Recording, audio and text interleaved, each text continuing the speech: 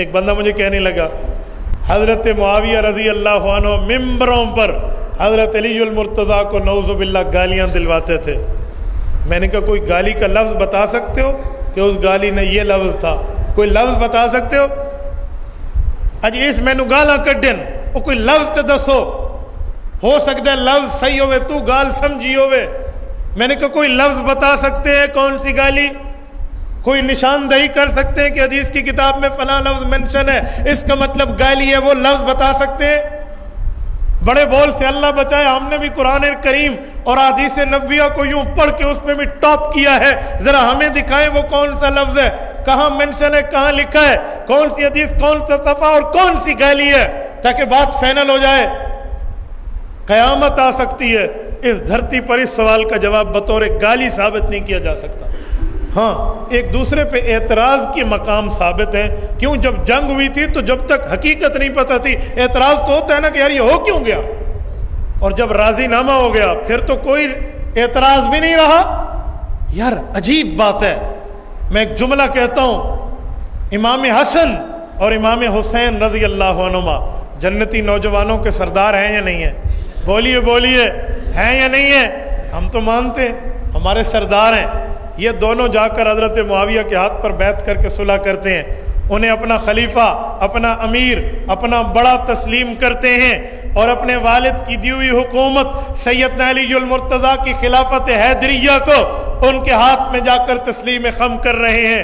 ان بھائیوں کو پتہ نہیں تھا ہمارے ابو کو یہ بندہ گالیاں دیتا ہے, ممبروں پہ گالیاں. آج میرے والد کو کوئی گالی دے تو میں اس سے نہیں ملتا, تیرے ابے کو کوئی گالیاں دے تو اس سے نہیں ملتا, اور اسے غیرت تصور کرتا ہے. کیا امام حسن نعوذ باللہ یہ بات نہیں سمجھتے تھے کہ کوئی ہمارے ابے کو گالیاں دیتا پھرے اور ہم اس کے ہاتھ پر بیعت کریں؟ اور یہ بیعت سن 41 ہجری میں ہے, اور حضرت معاویہ رضی اللہ تعالی عنہ کی وفات, حضرت امام حسن کی وفات 10 سال بعد جا کر ہوتی ہے. 10 سال جب تک زندہ رہے حضرت امام حسن صلح پر قائم رہے, اور امام حسین رضی اللہ عنہ جب تک حضرت معاویہ رضی اللہ عنہ زندہ رہے حضرت امام حسین اپنی صلح پر قائم رہے. یزید کا معاملہ اپنی جگہ, میرا اس سے کوئی لینا دینا نہیں ہے, نام یزیدی ہیں, نام یزید کا دفاع کرتے ہیں. میں حضرت معاویہ پر بات کر رہا ہوں. ان بھائیوں کو یہ نظر نہیں آیا تھا, یہ بیعت فسخ کر دیتے. جیسے حضرت امام حسین یزید سے ٹکرائے ہیں, جیسے ٹکرانے کا حق ہے, ویسے حضرت معاویہ کے خلاف کیوں نہیں نکلے؟ ان پر کوئی ایک جملہ, کوئی ایک اعتراض, کوئی بات کہی ہو تو کسی حدیث کی کتاب سے دکھا دیں. اس کا معنی یہ ہے کہ وہ حضرت معاویہ کو دونوں بھائی سچا سمجھتے تھے. اگر ہم حسنی اور حسینی ہیں تو ہمیں بھی ان صحابہ کو سچا سمجھنا چاہیے. ایک بندہ مجھے کہنے لگا ان تک یہ خبر نہیں پہنچی تھی. میں نے کہا 2 باتیں ہیں. تو کہتا ہے ان تک خبر نہیں پہنچی تھی, چھپی ہوئی بات تھی. اور جو ممبروں پہ کہی جاتی ہے وہ چھپی ہوئی ہوتی ہے.